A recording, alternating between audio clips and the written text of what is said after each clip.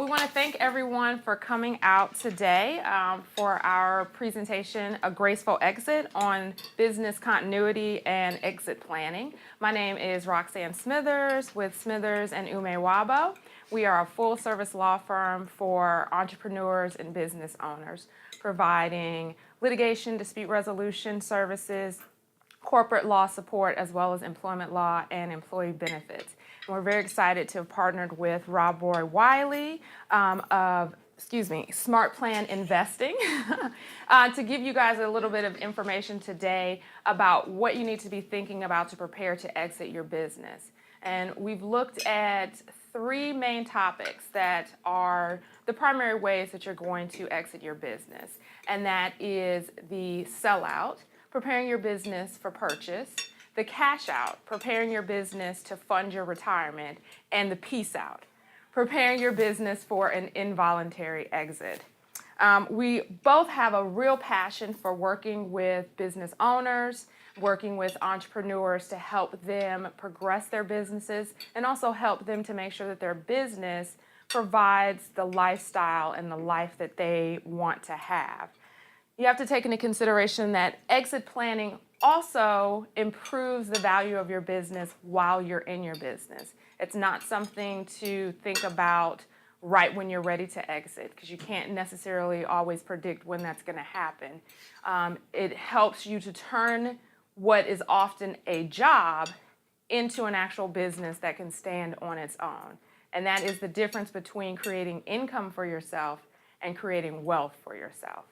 So we want to thank everybody for coming out today.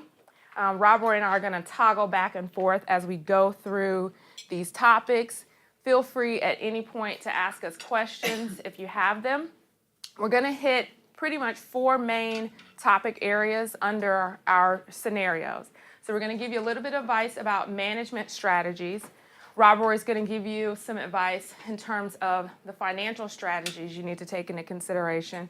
I'm, of course, going to give you the legal strategies. And then throughout the presentation and at the end of each section, we'll give you some examples that we've seen with clients that we've worked with or situations that we've seen in the public sphere that kind of highlight the issues that we're looking at. We've got a little bit of information about ourselves. We're very excited. Robroy is incredibly accomplished, financial planner and financial advisor. And we're going to start with the sellout, preparing your business for purchase. One of the things you need to think about is when sellers plan ahead, there are small and easy changes they can make to add value to their business. By failing to plan, many of these business owners are leaving money on the table.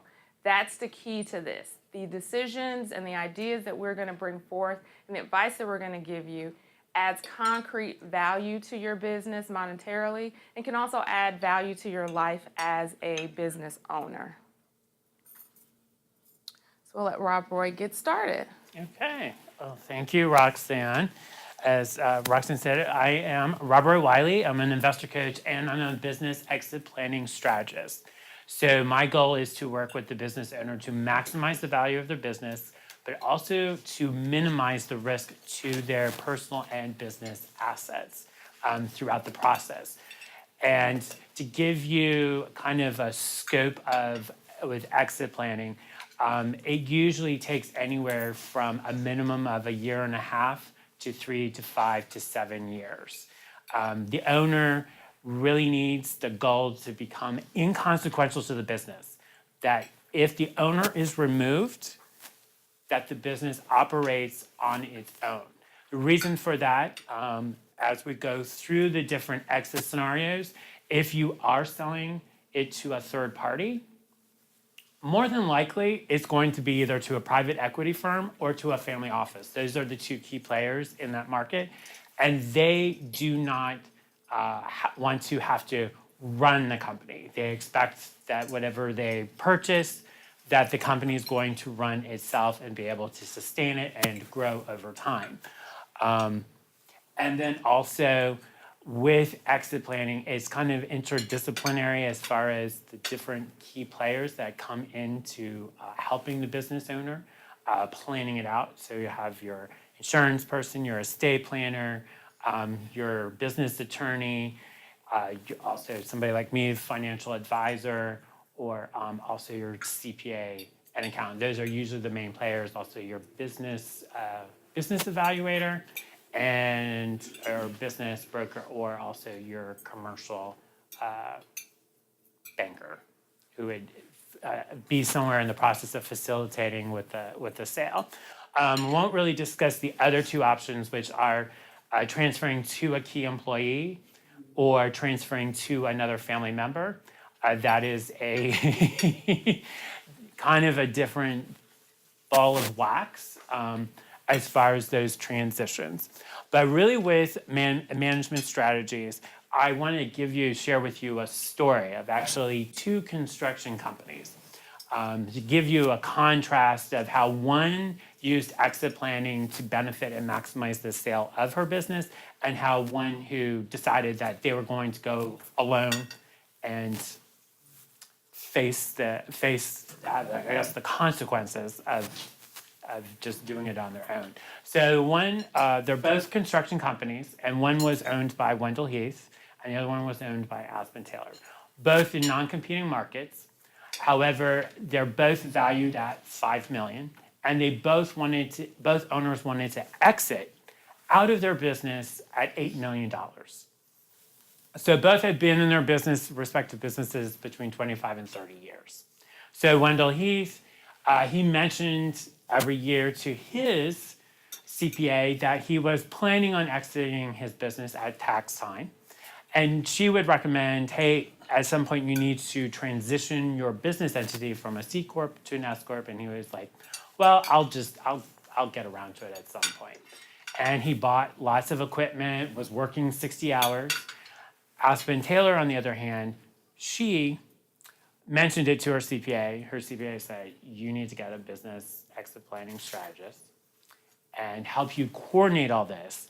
And the business exit planning strategist came in and helped her get a management coach to assess her management team, also to set up how her exit through the 5 to 7 years that she had planned out, how to deal with the transitions that needed to happen. She wound up actually acquiring 2 smaller construction companies, which added value, and we'll talk a little bit later how that helped her. And then both of the construction companies went through the 2008 economic crisis. So Wendell Heath had to lay off most of his employees, and his equipment sat still for most of that time. Aspen Taylor, because she had implemented a lot of the financial strategies and she weathered that time, and she didn't have to lay off as many employees. And that when she did exit her business, she sold it for $15 million and received $10 million post-tax. So working with planning out and implementing the exit strategy really helped her exit on her terms, but also to give her the amount of money that she wanted out of the business. So that's why the first point is building a team that can survive without you. Essentially, that your management team is very strong and can make decisions and handle client issues or situations that arise without really having to consult with you or having the owner needed to be in there fixing the problem. Also, too, Aspen Taylor actually wound up reducing her amount of hours over time down to like 30 hours per week.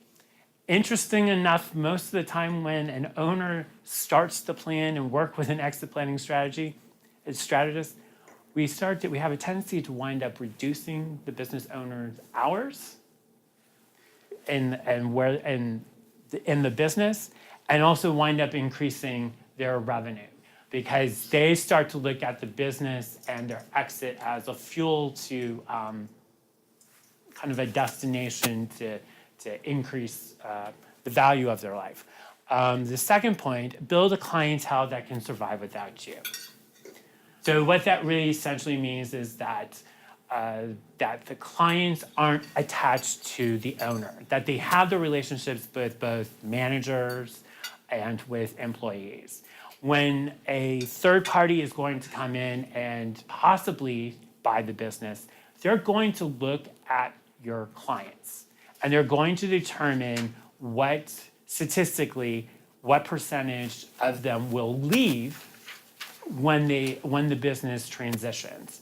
If they are leery or see that, well, one of the key accounts is attached and taken care of by the owner, they may either possibly lower their offer or decline because they know that either if 10 or 20% of the revenue of the business is going to go down because that client would probably more than likely leave.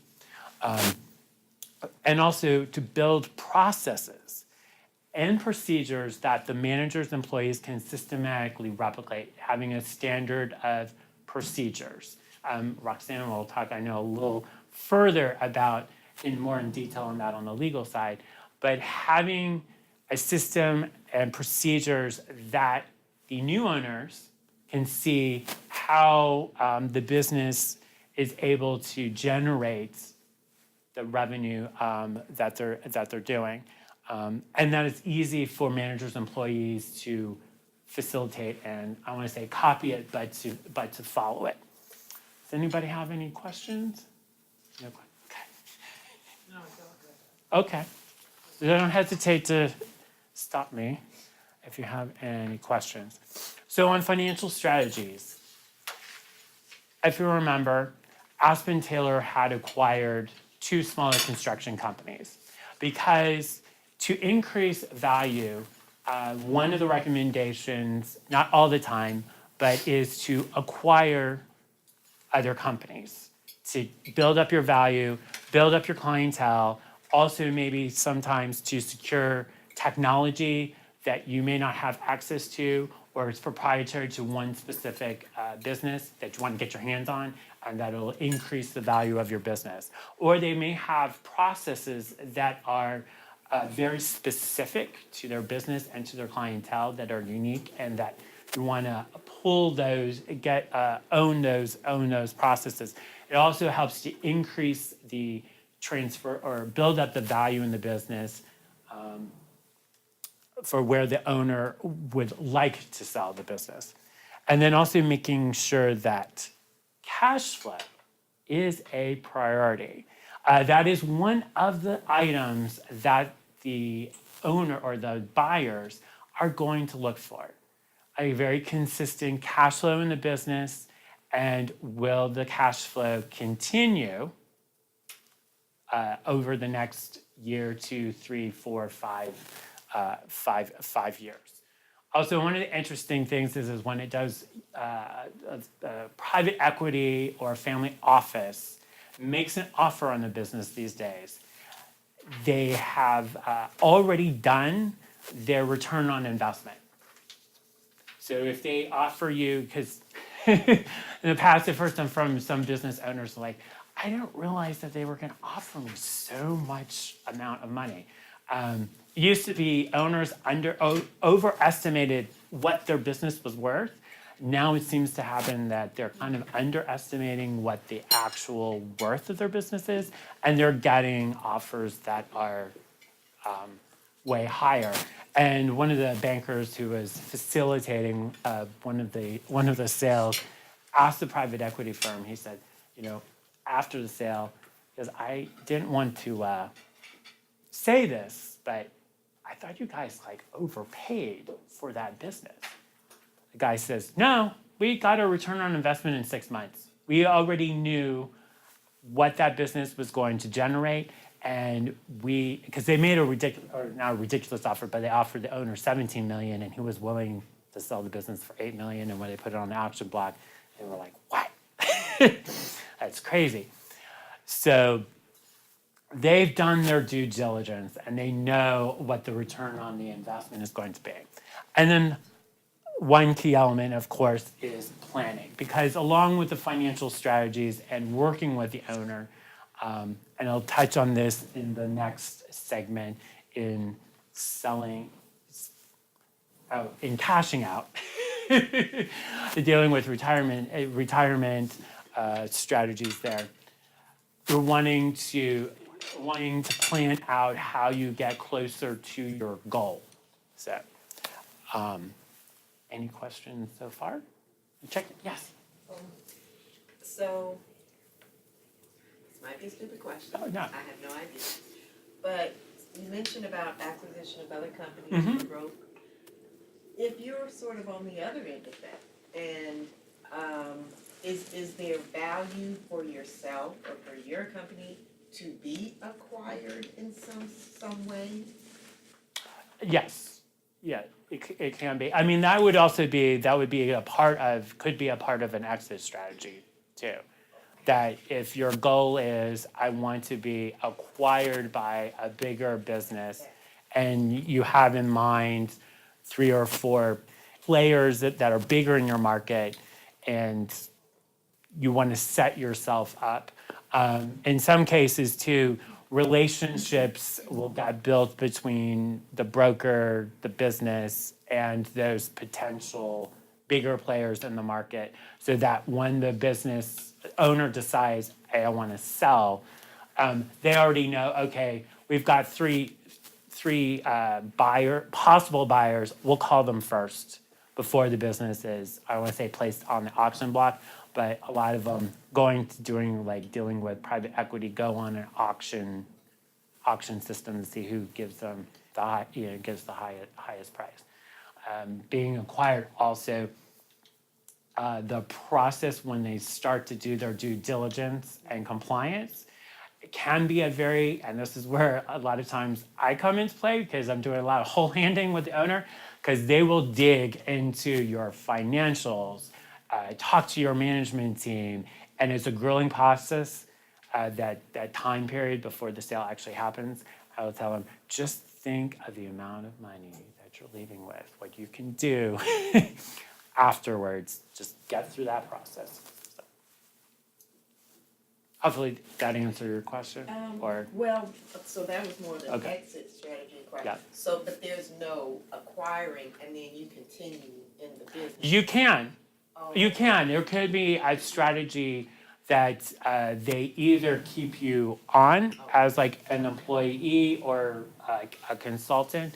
In some cases, if the owner's name brand or the image is centered around the owner, they will do either some type of licensing agreement or work out where they can use the owner's face or image or brands in the marketplace, pay the estate a royalty or the person a royalty, or they might say, we want to buy your company, but we would like you to, work 20 hours a month and come in and consult, because we know that you have the expertise and the skills for whatever particular part of their business. So there are other avenues. This is a little more like, I guess, straightforward with an exit. So I'll turn it back over to Roxann. All right. So once you've sort of thought about the management strategies that you need to take into consideration and the financial strategies that you need to take into consideration, there are obviously some legal considerations and planning that can be done in advance, as well as things to contemplate once you're actually in the process of a sale, whether it's a full sale, a partial sale, you're going to stay involved in some form or fashion. One of the big things for people to make sure that they understand are the differences between an asset purchase and a business sale. I've seen with clients where they think that the individual is interested in purchasing the whole business, lock, stock, and barrel. If you think of it as a house, they're going to come, they're buying your house, the furniture, they're buying everything that's associated with the home. Whereas oftentimes a savvy investor may be interested in what's called an asset purchase, which means they're going to kind of cherry pick the best parts of your business, purchase those items, and either incorporate them into an existing business or start a new entity. They may do that because they want pieces, because they're planning their own exit and they're just adding value to their business.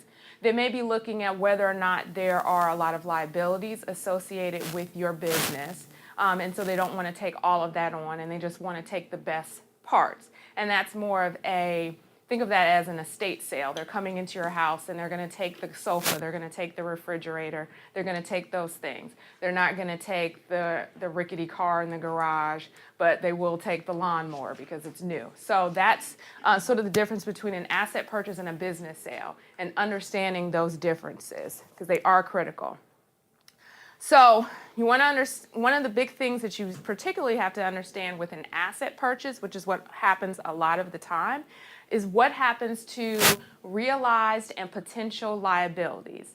Those can be outstanding bills of the business, or those can be potential legal claims of the business. Something you'll hear a lot, both Robroy will mention it and I'll mention it, is a process called due diligence. And that can be a time period either before an offer is made or while you're in this, sort of call it an engagement phase, where you're still kicking the tires. You may have a letter of an intent saying we're interested in your business, but we want 60 to 90 days to ask questions, to sort of get in there. Even if you put a contract on a house, I like the house analogy. It's that inspection period where they go in and see if you've got termites, if that stain on the wall is from a leak or if it's just a stain.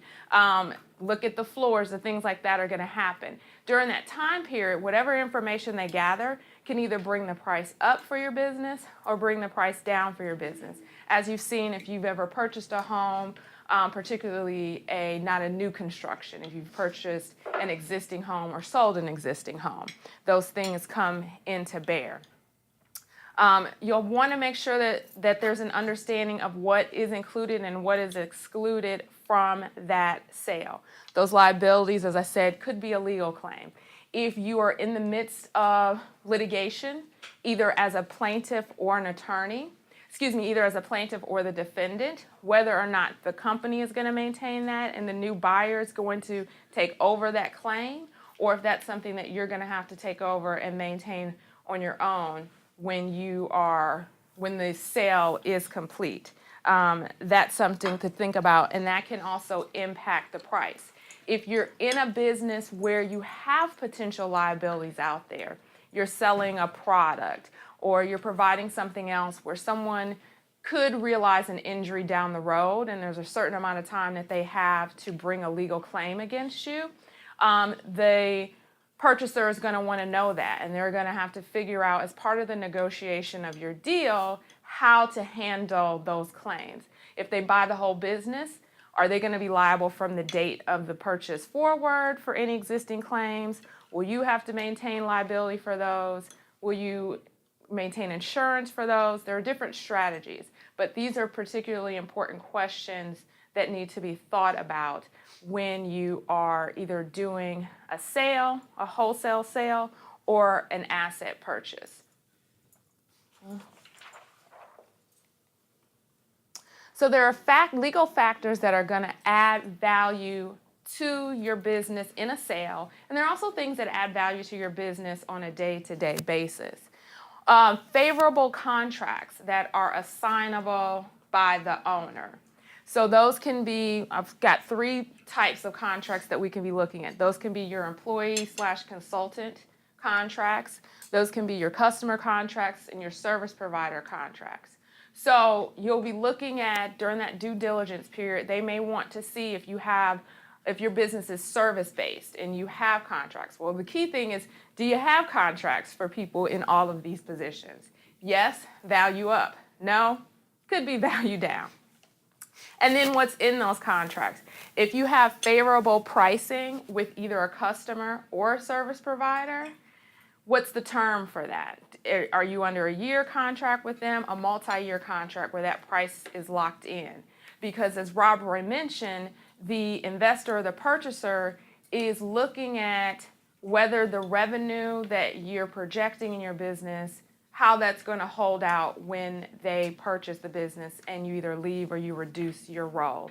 And some of that's tied to whether your costs are fixed in your service contracts and whether or not your revenues are guaranteed to a certain level because you've got customers locked in for a certain number of years going forward.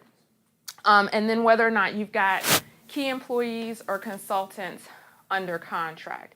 If your business is based on working with independent contractors or you have delegated properly a fair amount of your work to employees, or you're planning to do that. You want to build up a business that's going to have employees. What are the terms that they're under? What are the limitations on what they can do in terms of leaving with your information, in terms of communicating with your customers if they're no longer your employee, and in terms of competing with you once they have been with you for a while and understand sort of your secret sauce. Whether or not you've got them secured can add value to your business and be attractive for a potential buyer. On the same point, your intellectual property. If you have anything that you created, whether it's a product or a process that is patentable, whether you have trademarks either on your name, your logo, recipes, any sort of things that you do that can be trademarked and that are value, or even if you copyrighted your materials, and if you are, if you're producing written materials or other artistic materials, if you have protected that information and those assets, that adds value to the business and adds value to your asking price. And that also protects you as you are operating in your business going forward at all. So you want to make sure those pieces are there. And part of that key is if you have developed those assets before you started the business, and so you may have gotten a patent and the patent's in your name, those are the sort of legal cleanup things that you have to do where you need to transfer ownership of that patent to the actual business. An investor or purchaser is going to want to know that that's an actual asset of the business and not your personal asset. Otherwise, you've got to transfer that, you've got to do a license, you've got to handle those sort of things. And those are things that people forget about until the last minute. It's like, oh, wait, we've got to make sure we transfer this, or we've got to do a license agreement or something like that to make sure it's something that's actually owned by your business. Then the cleanup items, making sure that your corporate documents are in order. Some basics that a lot of people miss. Are you in fact incorporated?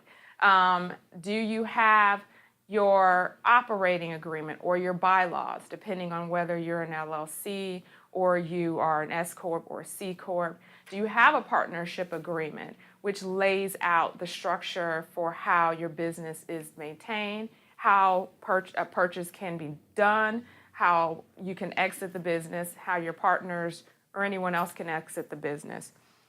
It's important to have bylaws and to have an operating agreement, even if you are a solo business owner. It's still something that you want to have and that a purchaser is going to look at and want to know about. Let's see. Factors that can reduce your value. So we said the converse of everything that I said that are positives for the selling of your business. There are things that are going to impact your value in a negative way. You've got those claims that haven't been resolved.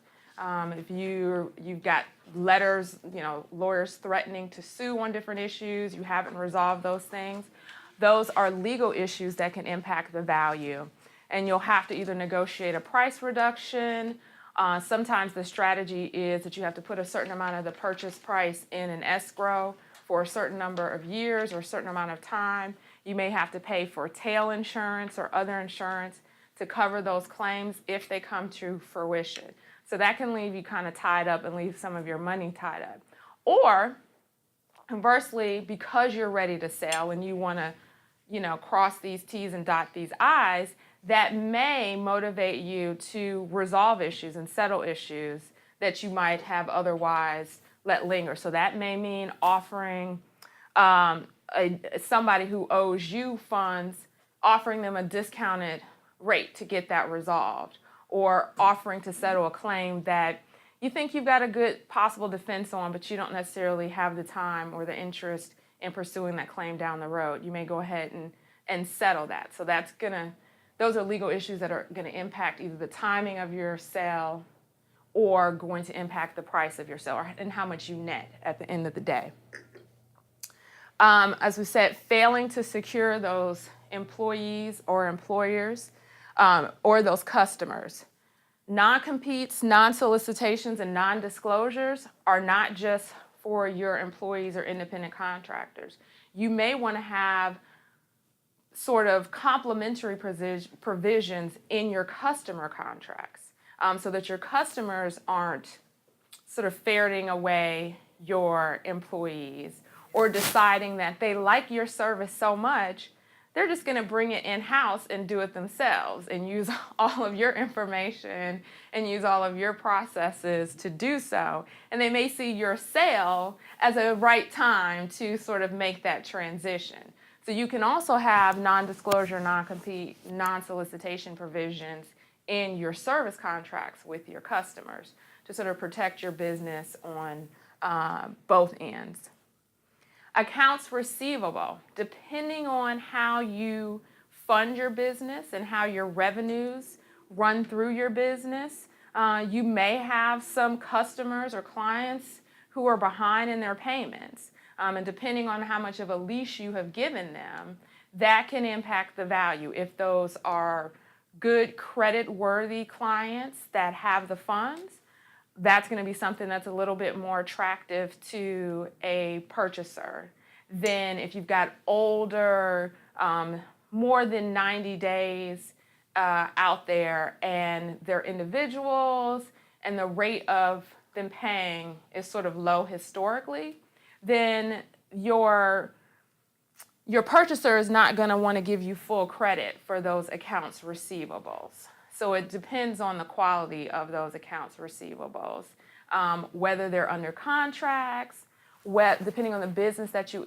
in, whether those are secured debts or not. If you're selling equipment or some other product that you can have a bit of an attachment to until they pay, or if you're in construction and you have a place where you can put a lien or a bond, those are different types of debts or accounts receivable than unsecured, where you have provided a service already and you're trying to get paid for that service, or you've provided a consumable product and now you're trying to get paid in arrears for that consumable product. So those are even things to think about from a management standpoint when you're thinking about how you manage your cash flow. Are you paid in advance, or are you paid as you go, so that you don't have a lot of bad accounts receivables. And then a final piece is any encumbrances that you might have on your assets. So that means if you have equipment that's financed and there's a lien on that equipment until you pay off that debt, those are things that'll have to be cleared up when you sell. So you'll have to factor those in. It's just like if you sell your house, the mortgage company wants to get paid first, and you get what's left after the mortgage has been paid, and they're always sort of the third party in that dance. The same thing can happen with other assets. If you've gotten loans or financing, you've probably had to pledge assets of the business, and sometimes personal assets, particularly for small business owners who have to either provide a personal guarantee for any loans or financing that you receive. Often your personal assets are part of that package. So you want to take those into consideration and make sure that you're getting enough to resolve those encumbrances and that they can be resolved. Okay.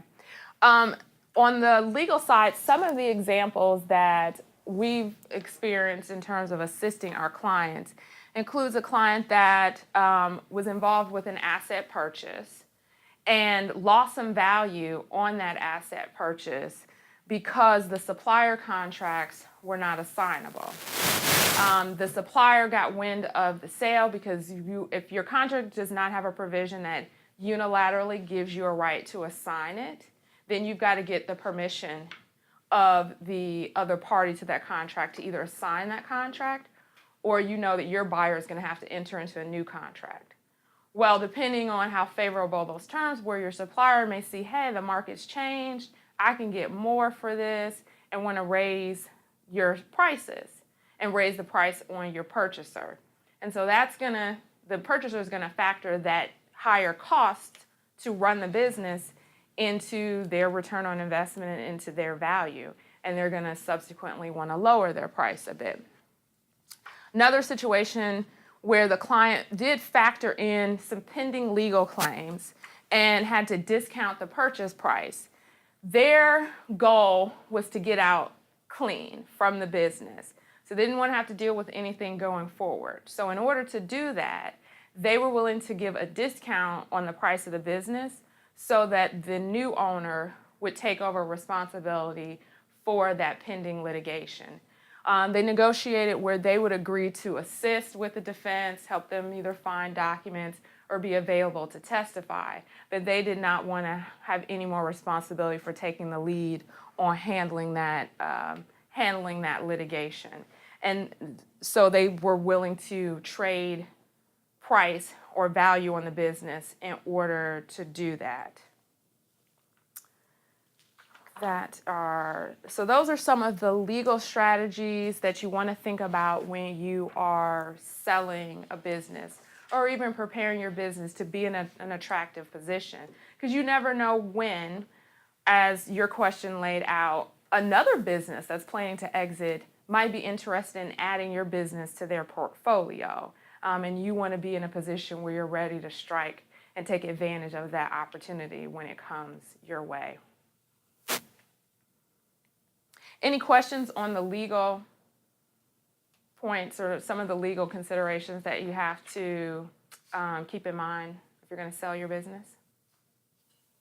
And so as we wrap up, we also just want to remind everybody that the things that you do to prepare your business for an exit are also a lot of the things that you just want to do to have a healthy business and to have a prosperous business while you're in it.